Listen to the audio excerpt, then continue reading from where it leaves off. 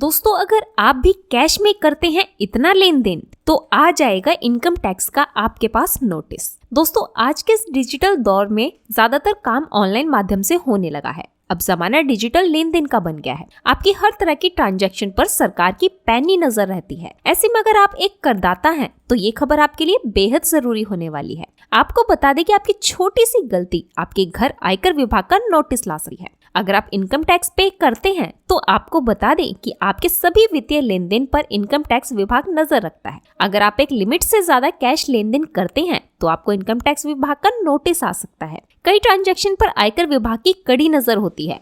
हालांकि इस बारे में कई लोगों को नहीं पता होगा। अगर आप ये ट्रांजैक्शन करते हैं तो आप इनकम टैक्स विभाग के रडार पर आ सकते हैं। तो चलिए खबर के माध्यम से जानते हैं इनकम टैक्स विभाग के रडार पर ऐसे कौन से लेन देन होते हैं। दोस्तों, आयकर विभाग की करदाता पर पैनी नजर होती है। सीबीडीटी के नियमों के मुताबिक अगर कोई व्यक्ति एक फाइनेंशियल ईयर में 10 लाख रुपए या उससे ज्यादा कैश जमा करता है तो इसके बारे में व्यक्ति को इनकम टैक्स विभाग को जानकारी देनी चाहिए। अगर आप इस बारे में इनकम टैक्स विभाग वालों को नहीं बताते हैं और जानकारी छुपाते हैं तो आपको इनकम टैक्स विभाग नोटिस भेज सकता है। ये पैसा एक या एक से ज्यादा अकाउंट्स में जमा किए गए हो सकते हैं। इस वजह से आपको आयकर विभाग को पैसों का इनकम सोर्स बताना होगा। वहीं इतना ही नहीं, अगर आप 1 लाख या उससे ज्यादा का फिक्स्ड डिपॉजिट कैश में करवाते हैं तो भी आप इनकम टैक्स विभाग के रडार पर आ सकते हैं और इनकम टैक्स विभाग आपको नोटिस भेजकर जवाब मांग सकता है। वहीं अगर आपने कोई प्रॉपर्टी खरीदी है और प्रॉपर्टी खरीदते वक्त आपने 30 लाख रुपए या उससे ज्यादा का कैश पेमेंट कर दिया है